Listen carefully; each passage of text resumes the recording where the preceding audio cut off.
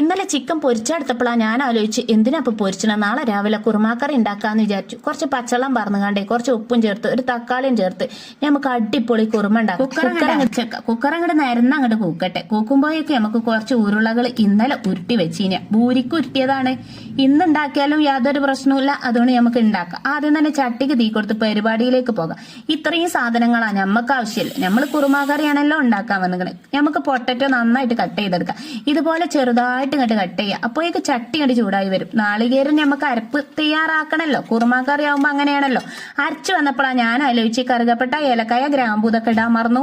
അതും കൂടി ഇട്ടിട്ട് വീണ്ടും ഒരു അരപ്പ് അങ്ങോട്ട് റെഡിയാക്കി. അരച്ചുകൊണ്ടെന്നാ പിന്നെ അത് ഇങ്ങനെ കടിച്ചുകൊണ്ട് കൂലല്ലോ. നമുക്ക് ഈ പൊട്ടറ്റോ ഉണ്ടല്ലോ നന്നായിട്ട് വറുത്തെടുത്താല് നമുക്ക് ഇതങ്ങോട്ട് കോരിയെടുക്കാം. ആ പച്ചക്കുത്ത് മാറണം, നെരിഞ്ഞങ്ങോട്ട് നിൽക്കണം എന്നാണ് പറഞ്ഞു വീണത്.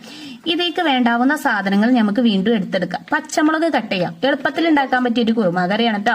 കുക്കറൊക്കെ നേരം അങ്ങനെ കൂക്കാൻ തുടങ്ങിയിട്ടുണ്ട്. നമുക്ക് ഒറ്റ ഉള്ളി ഇങ്ങനെ ഉണ്ടാക്കുകയാണെങ്കിൽ ഒറ്റ വലിയ ഉള്ളി നമുക്ക് ചേർത്താൽ മതി. അല്ലാന്നുണ്ടെങ്കിൽ കണ്ടമാനം ഉള്ളി നമ്മൾ ചേർത്തുകൊണ്ട് നിൽക്കേണ്ടി വരും. ഉരുട്ടീനെ ഉരുളകൾ നിങ്ങൾ കണ്ടില്ലേ, അതവിടെ റെസ്റ്റിന് വെച്ചേക്കുക. ഫ്രിഡ്ജിൽ നിന്ന് നേരിട്ട് എടുത്തതല്ലേ.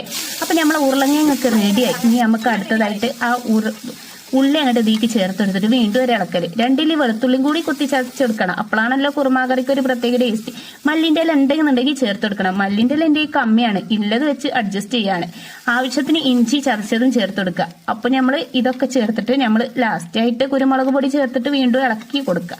എന്നിട്ട് നന്നായിട്ട് അങ്ങോട്ട് വറുത്തെടുക്കുക. ഇതിലേക്ക് ആവശ്യത്തിന് മല്ലിപ്പൊടിയും ചേർത്ത് വീണ്ടും ഒരു ഇളക്കല്. അങ്ങനെ നമ്മുടെ കുറുമാക്കറിയിലേക്കുള്ള മസാല ഇവിടെ തയ്യാറായിക്കൊണ്ടിരിക്കുകയാണ്. ആ പൊട്ടറ്റവും കൂടി ഇതിലേക്ക് ചേർത്ത് കൊടുത്തിട്ട് നമുക്ക് എന്ത് ചെയ്യണം, നമുക്ക് പോയോക്കാം നമ്മുടെ കറി എന്തായിക്കണെന്ന്.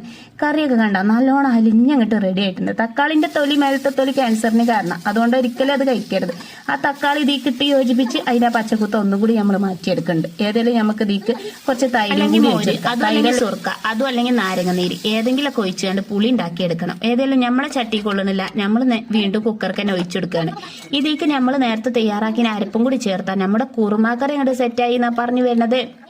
വീഡിയോ കണ്ട് ഇഷ്ടമാണെങ്കിൽ തീർച്ചയായിട്ടും ലൈക്ക് ചെയ്യാനും ഷെയർ ചെയ്യാനും സബ്സ്ക്രൈബ് ചെയ്യാനും നിങ്ങൾ മറന്നു പോയത്. അടിപൊളി കുറുമാക്കറി ഇത്ര എളുപ്പത്തിൽ എങ്ങനെ കുറുമാക്കറി ഉണ്ടാക്കാന്നുള്ള വീഡിയോയിൽ കാണിച്ചുകൊണ്ടിരുന്നത്.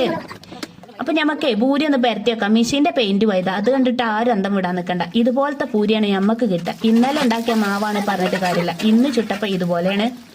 അപ്പൊ അടിപൊളി പൂരിയാണ്. എല്ലാവരും എന്റെ വീഡിയോ കണ്ടിട്ട് ഉണ്ടാക്കി നോക്കണേ. പിന്നെ അങ്ങനത്തെ ഒരു ബേജാറ് വേണ്ട. ഇന്നലത്തെ പൂരിന്റെ മാവ് ബാക്കി ഉണ്ടെന്നുണ്ടെങ്കിൽ ഫ്രിഡ്ജിക്കാണ് കയറ്റി വെച്ചാൽ ഇന്ന് നേരം വെത്തിട്ട് നമുക്ക് ചുട്ടെടുക്കാന്നാണ് പറഞ്ഞു വരുന്നത്.